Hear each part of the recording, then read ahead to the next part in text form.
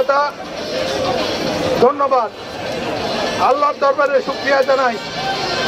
অনেক প্রতির মাঝে আমরা আজকে আমাদের গণমিছিল শেষ করেছি। এখানে আগামীকাল প্রোগ্রাম আছে রূপালী চত্বর, আমরা কালকে যাব, প্রোগ্রাম শুনবেন।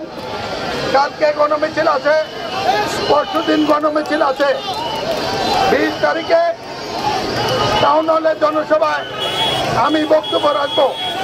সবাইকে ধন্যবাদ দিয়ে আমাদের ধন্যবাদ যারা দেখেছি সবাইকে কৃতজ্ঞতা জানিয়ে আমি আজকে এখানে সমাপ্তি ঘোষণা করছি। এখানে যারা এসছেন বিএনপি নেতৃবৃন্দ, সভাপতি, সাক্ষ্য নেতৃবৃন্দ, সবাইকে ধন্যবাদ জানাই।